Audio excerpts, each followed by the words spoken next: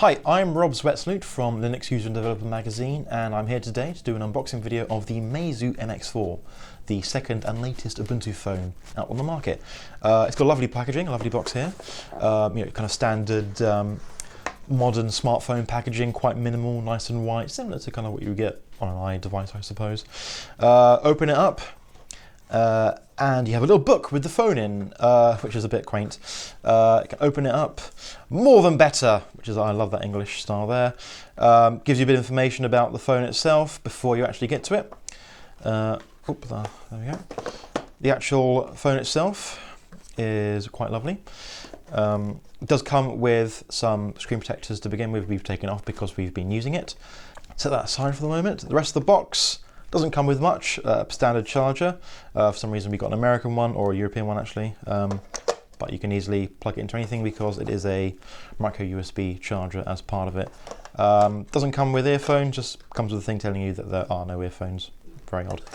So that's the box. The phone itself is very, very lovely. It is a a nice white kind of hard plastic, a little bit of metal going on around here, kind of design influences from, I guess, the whatever the big iPhone 6 Plus is right now, and the Galaxy S series.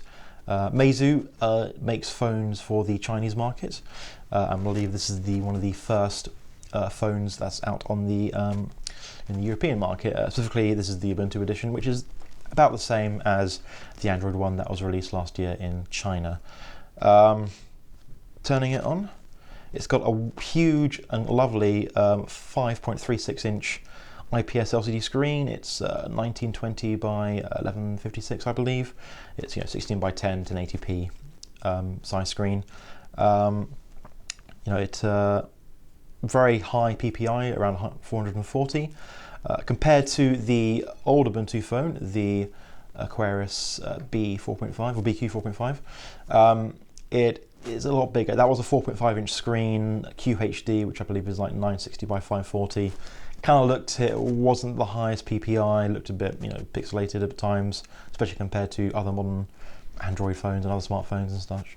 But yes, it's as well as looking nice, it's also quite powerful. It's got an octa-core CPU, about 2 gigahertz per core, I believe, which is quite a lot, quite powerful. 2 gigabytes of RAM as well, which is quite standard these days for smartphones, and it also has 16 gigabytes of onboard flash memory. There's no way to expand it with SD cards of any kind, but 16 gigs is quite a lot for this kind of time. I mean, you can always upload other stuff to the cloud if you want to. The camera is one of the big selling points of this phone. It's 20.7 megapixels, which is quite ridiculous for a mobile phone. If you know anything about actual digital photography, you know that megapixels is one thing, but lenses are much more important for image quality. So that's why that Nokia phone with the 40 megapixel camera was a bit ridiculous. Still, we've taken some lovely photos with it. It is quite nice, it's still quite high quality sensor. Otherwise, it's got a huge 3100 milliamp battery, which lasts for quite a while. And in the back here on the top you have the slot for the SIM card. I believe it's a nano or micro SIM. So it's not one of those ones that requires a little tool to push out at the side, which means that if you do have one of those previous phones which needs the tool, you need to go start hunting down your old box for that little poker thing. Has a dual flash as well, and it works quite well. Actual performance wise, it can be a little bit sluggish. I'm going to try and kind of show the reaction time to me scrolling around on it to the camera, but you'll move your finger up and down and it just won't instantly react like it does on modern Android phones and how iPhones always were. It could either just be that the hardware isn't as good as it sounds, or that the Ubuntu operating system is not quite optimized for this specific hardware setup. It's still very early days for Ubuntu Touch. It's only been out for a few months now. It's been in development for a little bit longer, obviously, but Android, when it first came out, wasn't the best, and this is kind of showing some of the early kind of development pangs of that.